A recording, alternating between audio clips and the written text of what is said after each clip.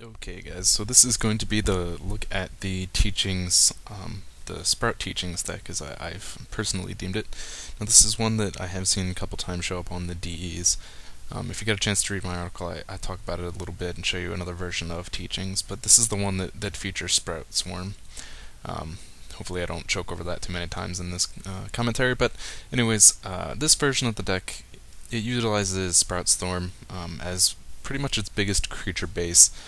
When you look back at the release of Teachings with Time Spiral Block, that deck focused on Urza's Factory, which would pump out tokens as the creature base, and this allows for the deck to run as many non-creature spells as possible. That brings in a whole bunch of options for you to grab with Teachings, and that's kind of your optimal win condition is through those tokens. Now, one thing that Pauper kind of loses out on is there's not a lot of good options for repeated token creation. So what this deck does is bring in Sprout Swarm as that token creation. Now, I say this is not my personal playing preference. This deck feels a bit slow to me.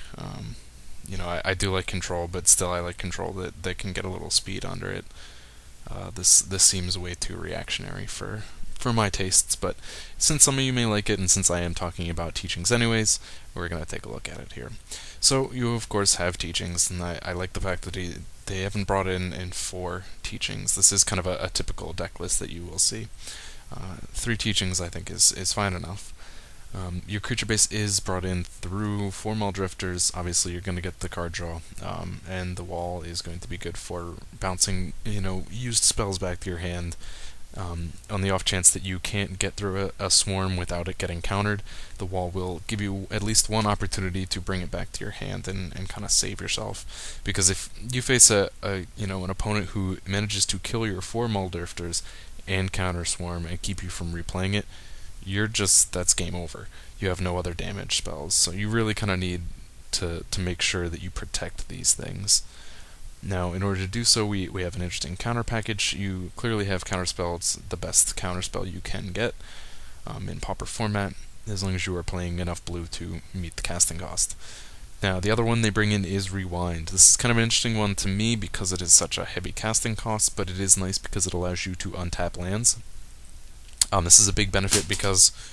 sorry about that. Knocked over a phone. So this is a big benefit to the deck because it allows you to still cast Teachings after countering on your opponent's turn. It also allows you to untap the land and cast Sprout Swarm if necessary. So that's kind of the big plus to that, and I really wouldn't change it out because that, while it is a forecasting cost, that untap ability is pretty killer.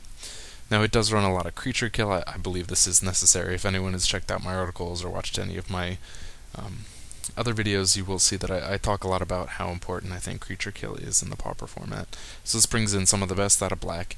You're running 2 Edicts, 2 Doomblades, 2 Echoing Decays, and you have the ability to tutor up, whatever the situation calls for. You also get 4 Innocent Blood.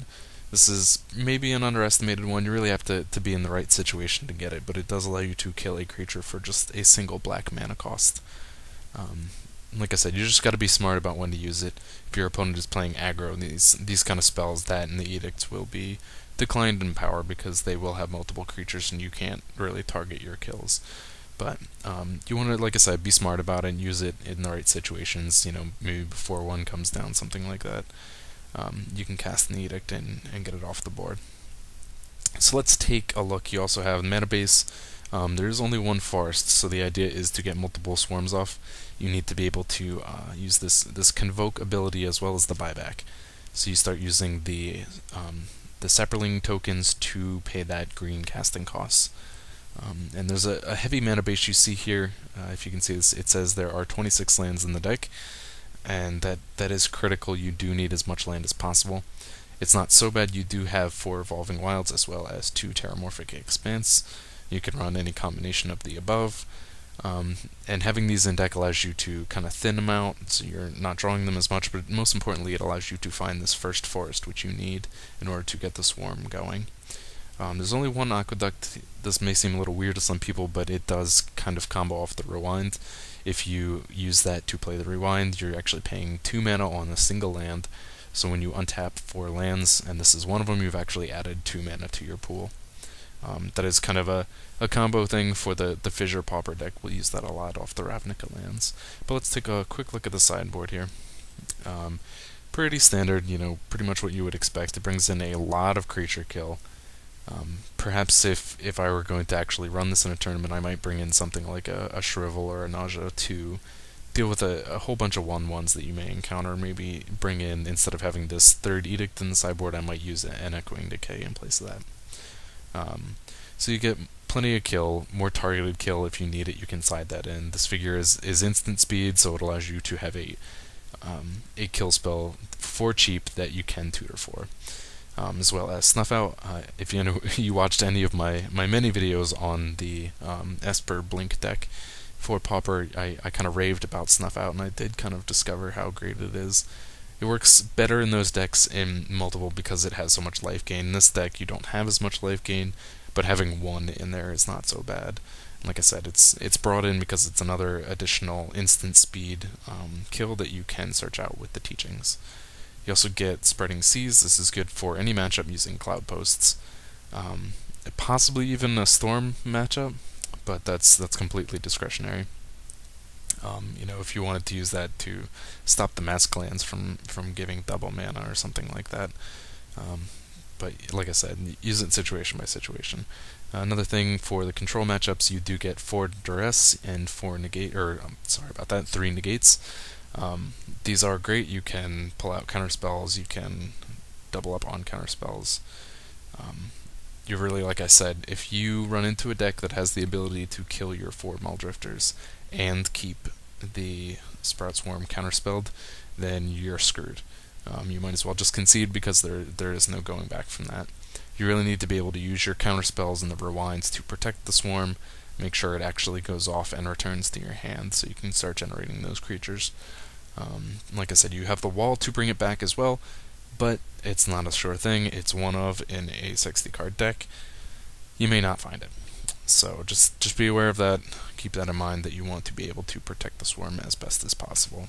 Now, as I said earlier, this is not my favorite deck type. I honestly would not play this in any kind of casual or tournament setting, but that's just because it's not my playstyle, not so much the fact that it is not powerful. It's clearly, like I said, it's shown up on a couple DEs, so it is clearly a powerful deck. It's just not something I personally would play. So I did at least play it a couple times so that I could at least bring you one replay of a game where you can see the power of the Sprout Swarm. Since that is kind of the main part of this deck as far as damage dealing, you really need to see it for me to explain this deck. So again, I find myself in an instance where I did not have the game saved, so this is kind of a one-cut take as far as commentary. Feel free to correct any of my mistakes in the comments there, but again, I am just kind of talking as I go along, and I am prone to making mistakes. We're only humans, so. My opponent plays a blue. I'm thinking control, but you don't usually see Terramorphics in the control matchup. He drops planes, so I'm not sure really what I'm saying. I see this in the tournament practice room. This was not a just for fun room, so I was not quite sure what I was going to end up playing against. But game goes on. Like I said, I played a lot of games before I ended up in one where I had a decent showing with the Sprout Swarms. So I'm kind of just going with it at this point. So down comes the map, and usually when you see that, it indicates that there will be Cloud Posts in some form. I don't know what else you would want to search with that. It's kind of a gimped basic land ramp card, but it does work very well if you're running the post combination. So I'm going to use the Evolving Wilds, get the black mana. Again, I'm not sure, just seeing blue and white, that I'm playing control or aggro. Clearly, blue, I'm going to be able to save counter spells to just make sure I'm ready for that matchup. So here you see, yep, he got out the Cloud Post. So now I'm wondering, what version he may be running, maybe a modified version of the Izzet control. But I do have the Forest in hand, so that's kind of gearing me up to put me in the right direction. I have the mana now for either Rewind, I have the counter spells, and all you're pretty much doing is hurry up and wait. This is why, this is not my preferred playstyle, because you do end up just sitting around for most turns. You could use the teachings to find another teachings. I said I like to do that to thin my deck by even a card. Um, but really, I don't know what I'm playing, so I'm going to hold on to it. So if it turns out to be a more creature-heavy base, then I can search out kill spells that I need. And you want to hold on to that until you're really sure what's going on. So here, I decided to counter the arrows when I do get that token generation online, or that any kind of creature spell that I do manage to get in play. I don't want shut down in any form. You see, it was also a pretty good hand. I have the wall already in hand, so that when it comes down to it, I will be able to fetch back the Sprout Swarm. I'm sitting across from, you see a couple of turns here, just kind of get past with nothing going on. But I am sitting across from blue with big mana on Cloud Posts and Glimmer Posts. And a lot of times that means there will be control, and I'm going to, I want to at least hold on to these counter spells. I talked about protecting the Sprout Swarm once you cast it, and, when you see these blues, you think things like Condescend, and just any kind of counter spell. So my opponent's making kind of his first play here. He's playing a Lieutenant. There is a popular deck currently that has brought in the Rebels. I'm personally glad to see it showing up on a couple lists. I have seen several versions of it in the casual room before it actually showed up, and personally I liked it there. I thought it was kind of a cool way to do kind of big mana white. Use all these new rebels that we now have access to with Masks Online to search out more and more rebels and kind of aggro that way. But my opponent's, it seems he is running a version of that deck. He's sided in blue, at least a little bit. He's got Brainstorm.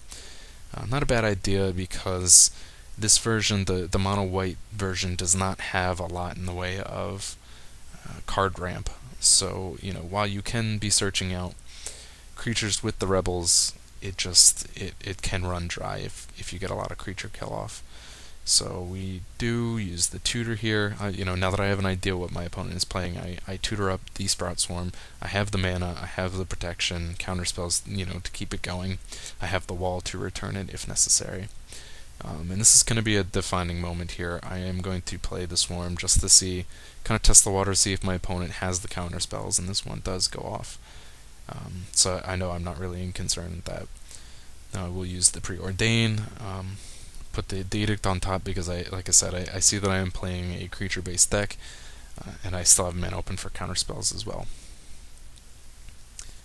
Facing the rebels, you want to be able to kill those off as fast as possible. Not so much, while this one is an important one to kill, because it will start, picking off your saplings one by one, your bigger targets are going to be these searches. You want to make sure those are dead so your opponent does not get those other rebels into play. That's kind of the trouble in the deck, is the fact that it ramps creatures through itself. When you get the Cloud Post, you get the mana, and you can start searching out these rebels like no other. So I'm going to, again, testing the waters. I am playing the Swarm and having mana open to counterspell. I also left one swamp open, and you want to be aware of your land choices. So I had the mana open here. The swamp is open. If he does not counterspell, I can use Edict. If he does try to counterspell it, I have the mana open for counterspell as well. You don't want to just freely tap lands. You want to think about it a little bit. So of course, Terramorphic, thinning out the deck, and I am going to be able to Edict off the Zealot. And like I said, that is kind of an important one, because he's going to be able to start picking off, while he can't block, he will be able to kill a sapling every turn. And you can run into kind of a slow point in time with the Swarm. Even with big mana on the field, you may only be able to get like 3 swarms off on a turn, and that's going to take us a while, especially sitting across from the double post deck. So he brings in yet another one. You see, this is what I was talking about. With masks, we got a lot of these rebels that allowed to search for other rebels. So you want to make sure you kind of kill the tutor rebels as soon as you can. Now, I'm not sure, like I said, it's an interesting choice for him to bring blue into this deck. The only blue spells we've seen so far from him are Brainstorm.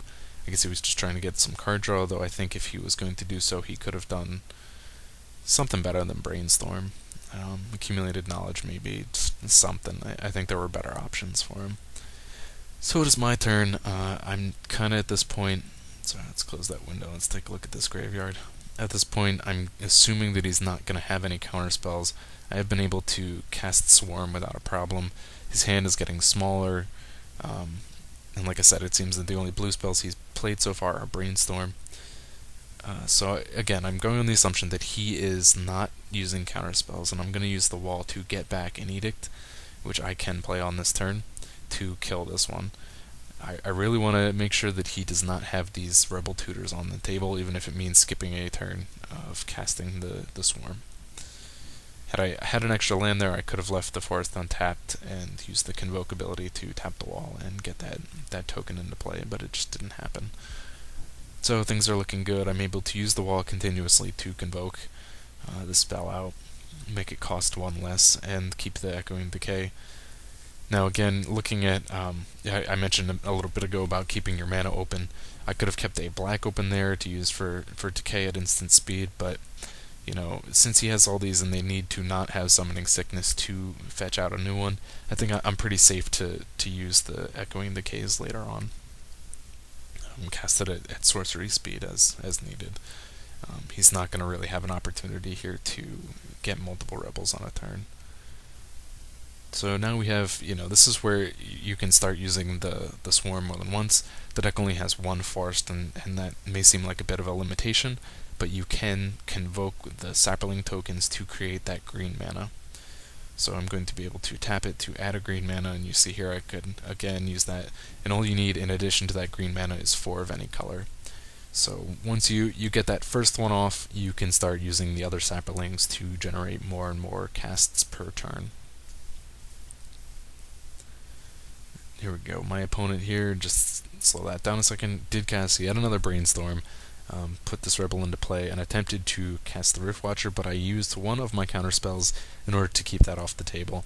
He's already got a lot of life gain. I already am sitting at a point where I have to very slowly do damage to him. So I'm going to, use a counter spell to keep that life gain off the table, since, again, assuming he is not running any counter spells in his deck. So we'll attack first, just to see if he cares to block, and if not, then we have the Echoing Decay, and we can kill this before it loses Summoning Sickness, and he has the ability to search out more Rift Watchers, or anything that may be trouble later on. Now at this point in time, you're starting to feel the benefits of the heavy mana base, and the fact that you can have all this mana available to cast the Swarm on multiple occasions. So you will be able to start kind of generating those tokens a little bit faster. It's one of these decks where it does better in the mid to late game. You see he does land a Rift Watcher, but I'm going to still attack through. If he chooses to chump block, which he will, one of my Sapperling tokens, I'm still getting a whole bunch of damage through, and I can just generate new ones, so you're more than happy to attack it and let him chump block as necessary. Having all these Sapperlings going is just going to kind of delay his own attacking, kind of make him feel a little more reserved, and that's really what we want there. So here we're going to cast this multiple times. Once you have 4 land untapped, you can convoke the Sapperling that you just made to put another one into play.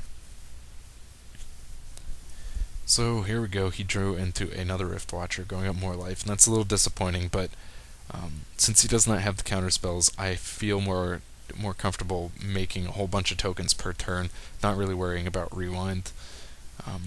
In most cases, in a deck that may have had counter spells, you want to wait till your opponent's end step, wait till an opportune time where he's tapped out of blue mana, something like that. You have an opportunity like that in a game versus aggro, or something where that he does not have counterspell options available to him.